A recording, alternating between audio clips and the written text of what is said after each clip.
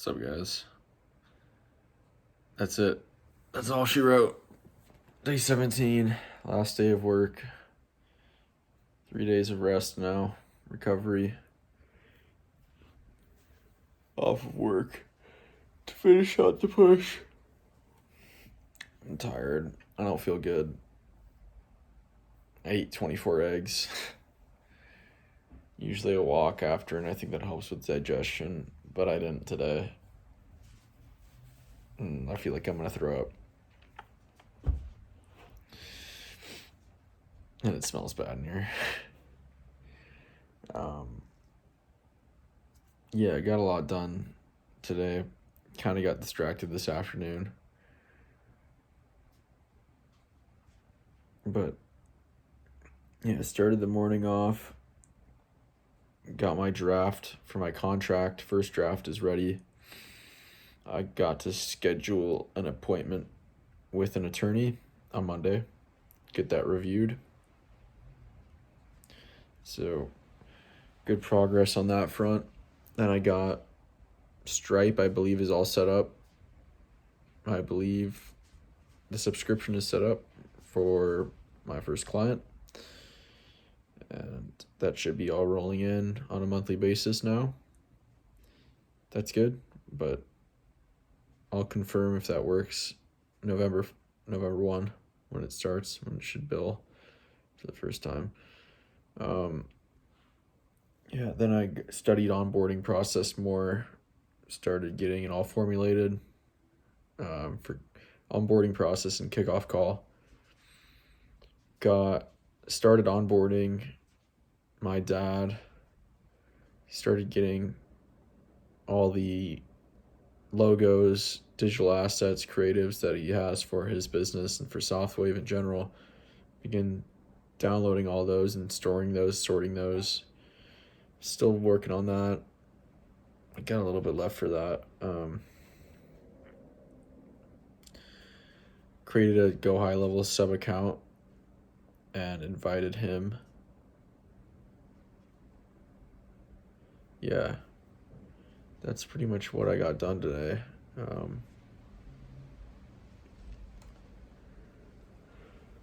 I still got lots to do.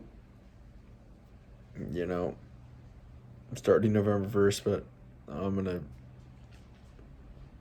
enjoy these days off and recover a little bit. I've been just doing nothing but this business, and like it hasn't been that long. Probably started like working on an agency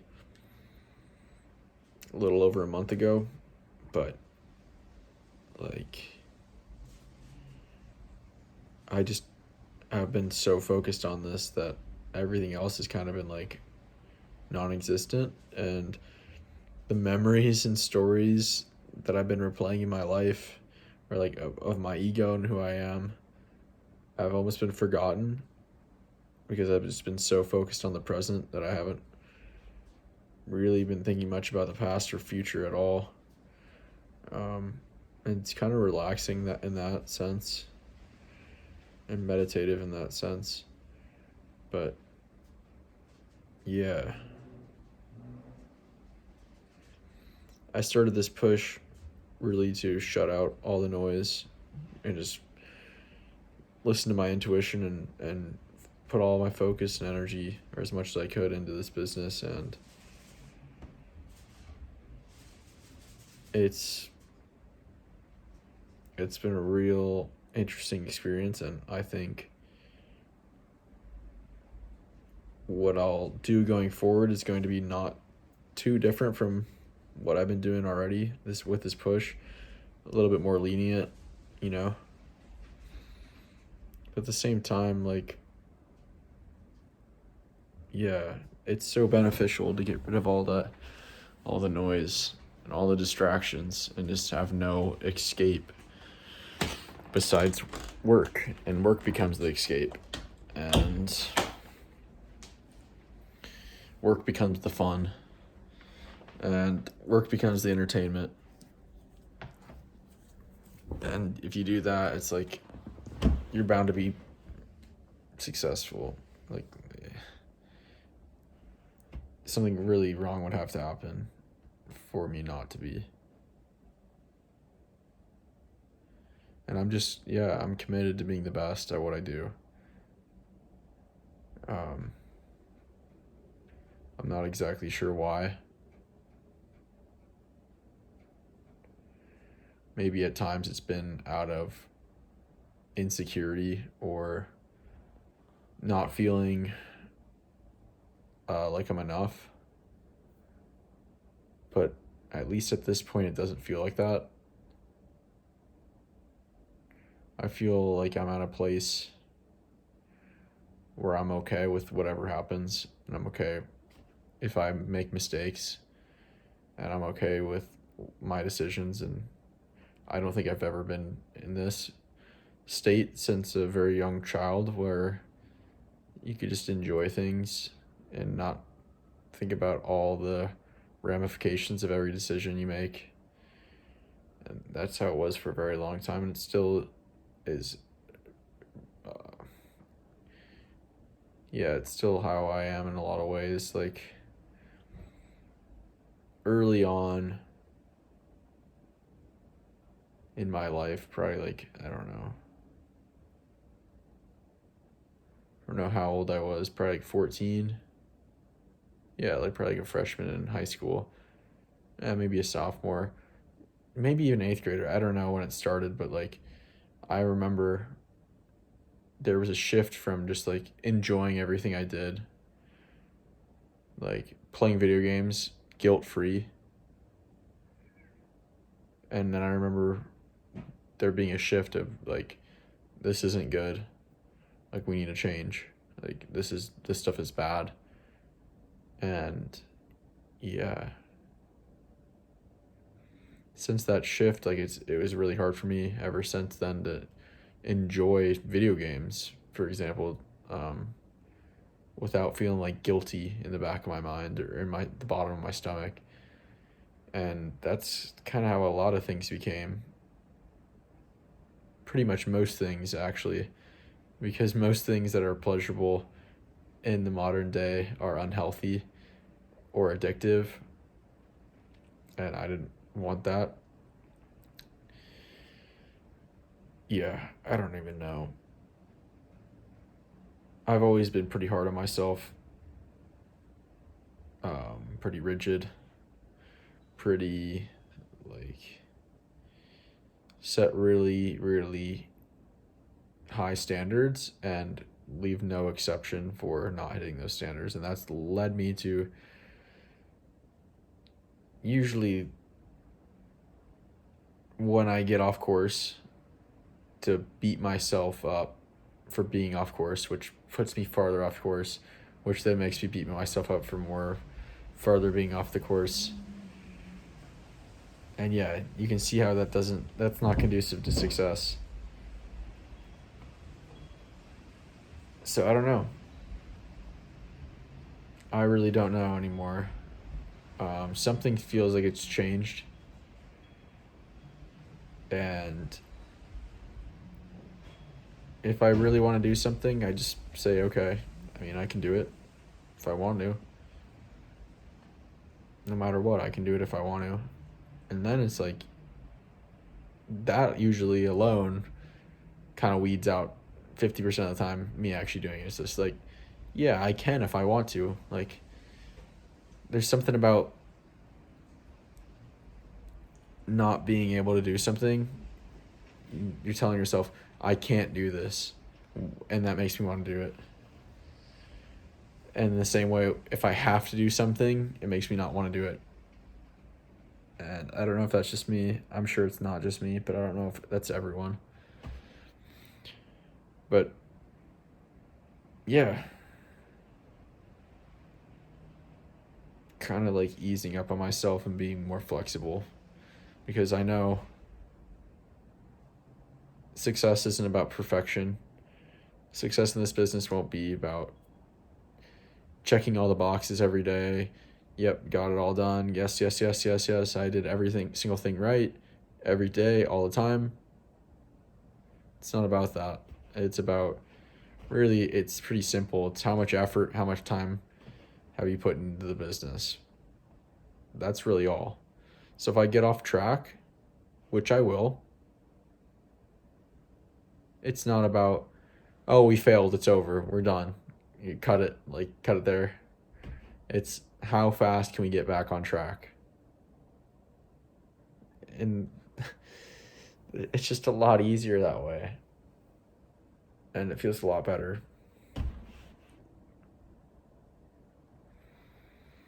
But yeah, I guess this morning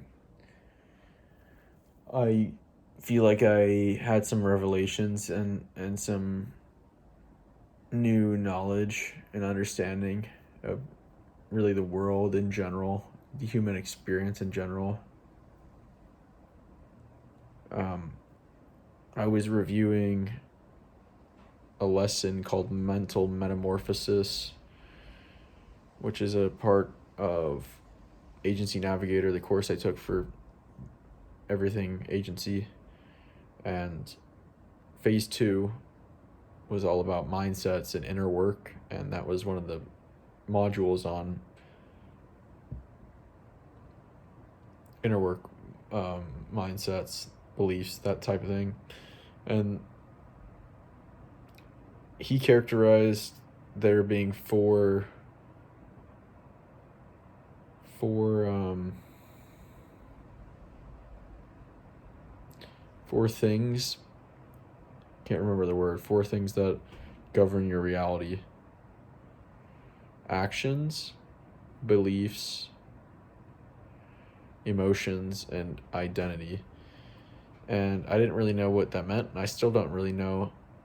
I'm still looking into it more, but what I got was that identity, he said, was the most important, or the fastest way to change your reality, to radically change your reality, is to have a radical identity shift.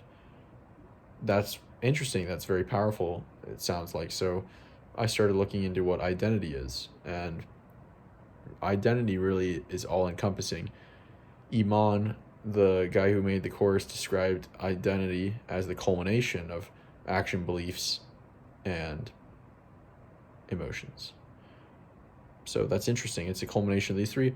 I began looking into it, researching it, using ChatGPT, and I actually don't think that's true. I think that's only part of the equation. So yes, identity is action, beliefs, and emotions, but it's also a lot more. It's really your entire experience. So your identity is directly influenced by your environment, literally your environment, where you live, your house, your room, places you frequent, also your social. That's another part of your external environment, your social circle. And we all have heard that you are the average of the 5 people you spend the most time around. So you got your external environment. Then you've got your consciousness, your conscious mind. What do I mean by conscious mind? Your thoughts, your emotions, things that in your conscious experience, thoughts and emotions, we'll say. Then you've got your subconscious, you've got beliefs are part of your subconscious. You've got long-term memory, both knowledge and things more along the lines of past experience. Right. Beliefs and long-term memory. That's part of subconscious. What else do you got that makes up your identity or heavily influences your identity? You got your internal environment. So things that aren't really necessarily conscious or subconscious mentally, but they're still your internal environment. And I would say that's mostly your genes. Yeah, your genes, we'll say. Yeah. And you can throw in, where would perception fit into that? Something about maybe subconscious. You throw perception in there. Yeah, your perception. And then finally, you got behavior. So behavior is where your internal and external worlds meet. So you've got what makes up your identity. You've got your external world, which is your literal environment, and your social circle. You got your internal world, which we'll call your genes, and your mind. Within your mind, you've got the conscious and subconscious. Within the conscious, you've got your thoughts. You've got your emotions. Within the subconscious, you've got beliefs, long-term memory, and you've also got your behavior. All these things heavily influence your identity and make up your identity. It's your entire experience. So yeah, it's logic to say that if you want to radically change your reality, because your reality is not the same as my reality. No two realities are the same. It's all your subjective experience. Everything you think is objective reality is not objective reality. It's actually your interpretation of objective reality, and you'll never be able to experience objective reality for what it is, because it's all through senses, and this sensory information is processed by your unique brain that is constantly changing and exactly unique to you. So no two realities are the same. So yeah, if you change your reality, your identity will change. If you change your identity, your reality will change. It works both ways. So how do you change your identity? That's the question. Well, I guess we could go through each one, but I'm going to keep it simple here. First thing that comes to my mind is, how do you change your reality? Well, you change your environment. What does a change in environment mean? Visiting new places, making new friends, trying new things, right? These are all new environments, new experiences.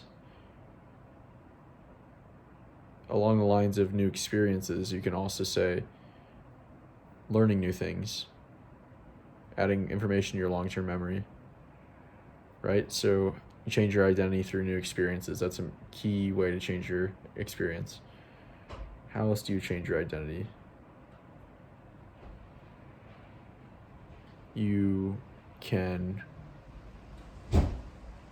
practice self-awareness.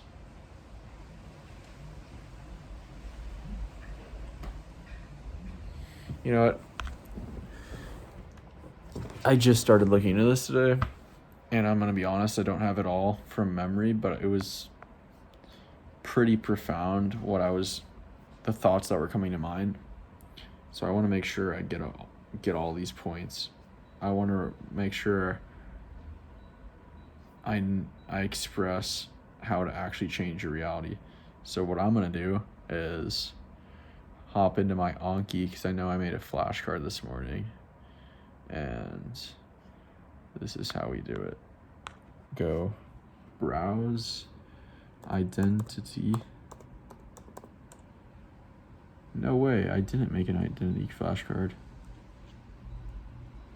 Wow. Well, you know what? The fail-safe.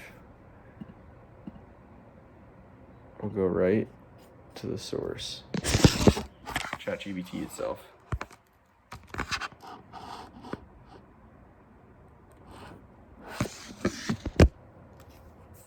Okay.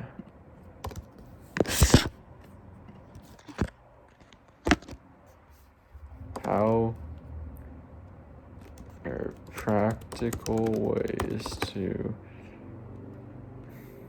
what did I say, change my identity?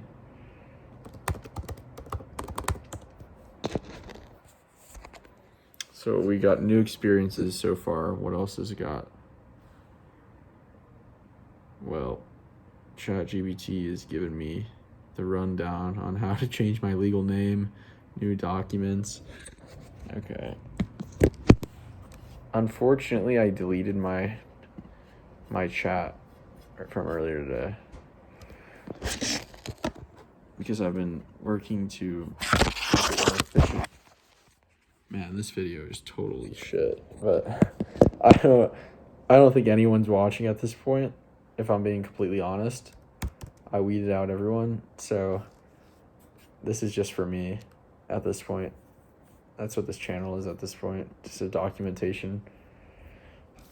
Maybe for future reference, maybe not. I don't know. So let's prime ChatGPT.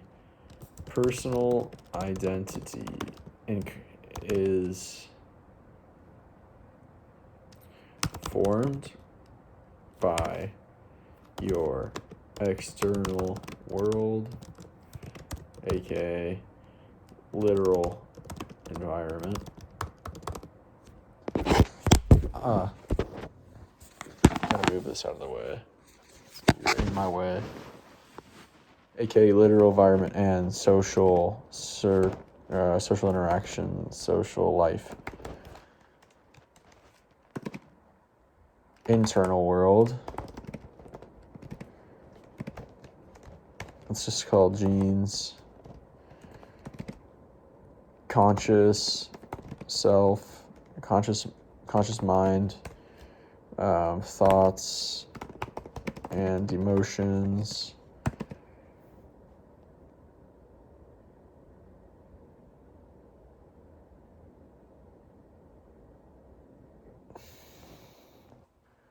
Well, I guess now I'm thinking if identity is these things, just changing any of these will change your identity. Changing your thoughts, changing your emotions, changing your beliefs, changing your genes, epigenetics. Conscious mind, subconscious mind. What are we calling subconscious mind? Beliefs.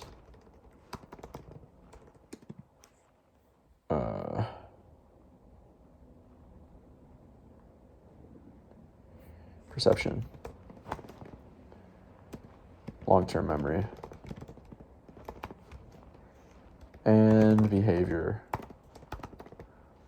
What do you think of this? Or is this accurate?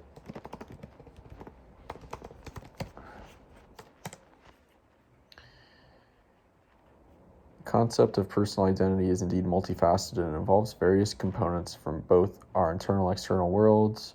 The elements you've mentioned play significant roles in shaping our identities. Here's how each contributes. Okay. I guess this is becoming a how to use ChatGPT or how I use ChatGPT. Okay. Any I'm missing. And physiological needs. Okay, Maslow's hierarchy of needs highlights how our motivations, okay, our physiological needs and motivations, okay. We can throw motivations in the subconscious. Spiritual beliefs and religious affiliation. For many people, spirituality or religion is a core part of who they are. These beliefs provide a sense of purpose, dictate moral guidelines, and can even influence lifestyle choices, thus shaping identity. Okay. Spiritual beliefs or religious affiliation. We're calling that beliefs. It's in the name. Life experiences and milestones. We're calling that long-term memory. And long-term memory for now. Cognitive development, the way individuals process information, solve problems, and apply logic and reasoning changes over time due to cognitive development and is influenced by both genetic and environmental factors. Okay, we're calling that genetic. We're calling that internal world. Cultural and historical context. We're calling that, these are all, what would you call cultural and historical context? The way you identify with a culture, that's kind of like your social, culture is kind of external, external environment, the culture you're raised in. Role models and influential figures, health and physical abilities. Okay, sexual orientation, gender identity, creative expression. Okay, these are, I think the only one I would like to add is motivations to subconscious. So now the subconscious, we'll say, includes beliefs, long-term memory and motivations. Okay. So okay, let's sum it up one more time. I know this video is gonna be an hour long, but yeah, and it's literally my head and my arm.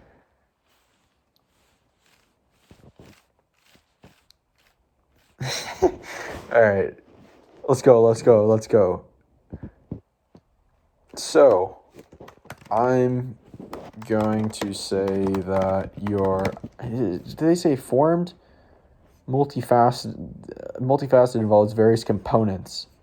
Okay, I'm going to say that your identity is made up of your external world, right?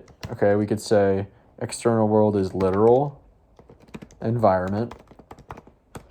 We could say external world is your social experience, social interactions. We could say your external world is also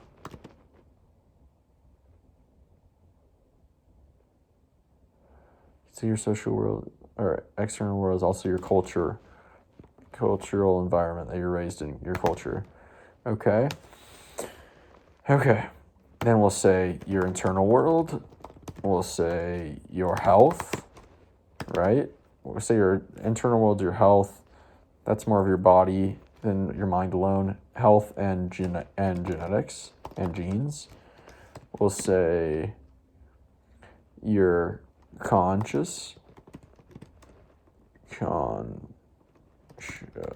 mind. We'll call your conscious mind thoughts and beliefs. No, thoughts and emotions. Your subconscious mind, which we'll call beliefs, right? Motivations and long-term memory. Okay. And behavior. Based on this, how can I practically shift my identity? All right, ChatGPT has given us the truth right here. Change your environment is the first way to change your identity. So we touched on that already. All right, we're getting to what we wanted. Sometimes a shift in environment, such as moving to a new city or country, immersing yourself in a different culture, or changing your living arrangements, can help you redefine your identity. These changes can stimulate new thoughts, behaviors, and social interactions. Boom. Yes. Change your environment. That's a crazy way of changing your identity and radically shifting your reality. And I think we all can see how that's possible intuitively. That's why so many people are such proponents of studying abroad, why it's such a big deal to study abroad, why moving to a new city, getting out of your hometown can really get you out of those ruts you could be in, or just picking up and moving. And yeah. From my personal experience, I'm a different person when I'm living at home in Omaha than I am in California, than I was in Denver. You've got all these old habits that are attached to all the cues. Everything in your old environment, the home you were raised in your hometown, you've got all these cues to all these old behaviors, and they keep you stuck in this identity. Okay. External world, change your environment. That's number one. Change your social interactions. So surround yourself with people who reflect the traits you wish to embody. Right. You are who you surround yourself with. Positive, supportive relationships can influence your attitude, perceptions, while distancing yourself from toxic or negative relationships is equally important. Right. This one's, a little iffy. I wouldn't say you just drop all your friends, because they aren't exactly how you want to be. I think as far as social interactions go, as long as the person's not toxic, and if this person really is like someone that wants the best for you and you enjoy being around, and someone that fills you up when you're around them, I would say keep that, and I don't think you need to change that. So, but it will change your environment and it will change your identity. Right. So, so far, I'm 2 for 2. When I moved out to California, I have nobody I know out here, right? 2 for 2 for changing your identity. And I think we'll add them up and we'll see why I feel like a completely new person. And it's only been a month or something here, and I can't even remember how I used to be a different way. It's crazy. Like I have these like tiny feelings of like old thoughts I had or my old identity, but I'm like I can't see myself actually thinking that way. Here we go. Internal world, health practices. Adopting a new health regimen, diet, exercise, meditation, etc., can significantly influence how you feel physically and mentally. Such changes can improve your self-esteem, self-image, and overall outlook on life, right? Become healthier, go from unhealthy to being healthier. That's going to radically change your identity. Definitely. Since I've got out to California, I started lifting for the first time consecutively with an efficient, good weightlifting program. Also exercising basically daily. Also doing cold plunges and saunas, which I never had done, and meditating more than I have probably ever. Half an hour a day is a lot of meditation for me. Seek professional help. If there are physiological aspects influenced by your biology that you want to change, therapies like counseling or potentially medication under professional guidance can help you alter your internal state. Right. I'm not going to be saying much on the medications other than, yeah, they'll change your identity, they'll change your internal environment. I don't recommend it in most cases, but therapies and counseling, definitely. I think there are a lot of ways that will change your identity, largely from becoming more self-aware and working out your own problems. Just they're kind of like soundboards, there's someone to talk to that will listen and just kind of keep prompting you to keep exploring your thoughts. Conscious mind, mindfulness and reflection. Meditation, journaling, and mindfulness can become more aware of your thought patterns and emotion. By understanding this, you can begin to deliberately change your mindset or shift your mindset. Yeah. This video and these videos I've been making are self-reflection for me, and they're enjoyable self-reflection for me. I tried journaling for a while. I've filled notebooks with journal entries. It just doesn't feel organic to me, and I don't know. Recording videos is just a lot more enjoyable for me to reflect on what I did, what I log my day, my thoughts, my emotions, my hopes, my dreams, my desires. It's more fun for me just to pick up my camera and talk instead of writing it down, because there's a disconnect. You can only write so fast, but you can talk at basically the speed of your thoughts, right? Education and learning. Expose yourself to new ideas, knowledge, and skills. This exposure can shift your perspective, inspire new interests, and influence your sense of identity, right? Adding information to long-term memory. You're changing your brain, the physical structure of your brain, when you add information to your long-term memory, which will alter the way you interpret and process information. Subconscious mind, therapies, affirmations and visualizations. I've started doing affirmations and visualizations for the first time ever since I've gotten out here. I'm also doing therapy. I was doing it weekly. We'll see if I continue. I'd like to continue weekly. Behavior, habit alteration, right?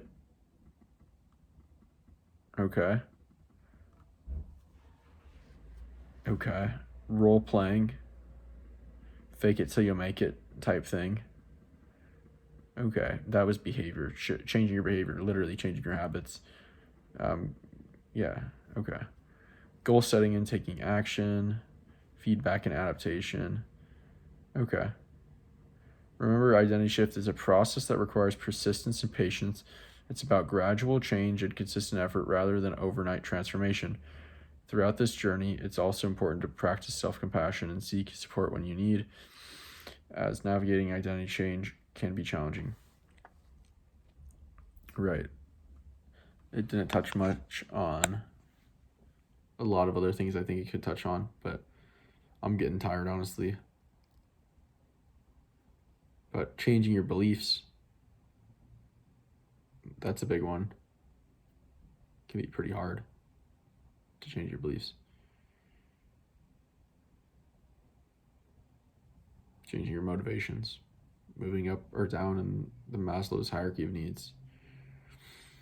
Anyway,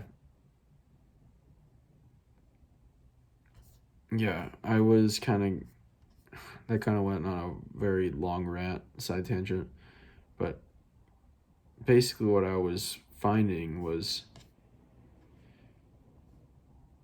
psychedelics, in my opinion, and from what I understand, are probably the way to most radically shift your identity in the least amount of time. And how could they not? Because they change basically every aspect of your identity. They don't literally change your environment, but they change the way you perceive your environment. They change your beliefs. You're experiencing a completely new experience in all senses at once. Like, yeah, for me, it really increases reflection and self-awareness. I think I learn a lot through experiences like that. Changes, resets behavior, habits. You can really form better habits fresh after a journey like that. And yeah, I used them a lot in the past. I'm sober now, but I could see every time I went through a journey, a trip, my identity shift, and my motivations would change, and I'd realign with new desires, or maybe realign closer to what I truly desired, and pursuits would change. And I did it so often that I'm constantly shifting. And yeah.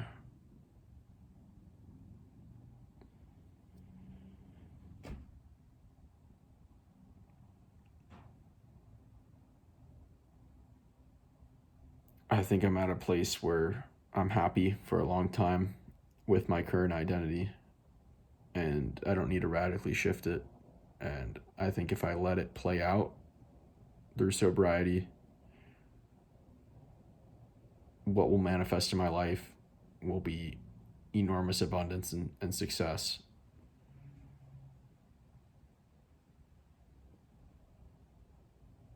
There's always the allure, though, that continue to increase my or shift my identity and become wiser as it comes to identity, more aware, self-aware, radically. Well, I can achieve even radically better results. But the results, I don't think, will come until you allow the mind time to manifest fully your new beliefs, your new desires, your new identity. But yeah.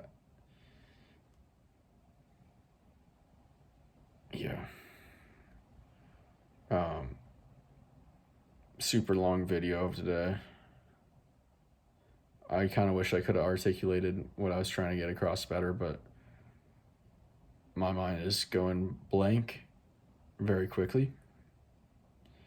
Might allow myself to go to bed early tonight. Yeah, that'd be nice. But that's it. Day 17 in the books. A little bit wiser. A little bit more knowledge today. A little bit farther in the business. Yeah, and 3 days of recovery to come. And I don't know what we'll do from there as far as anything pushes or anything, or just kind of take it day by day. But I think I'm gonna stick to this recording schedule for now, of recording at night and kind of documenting what I did that day.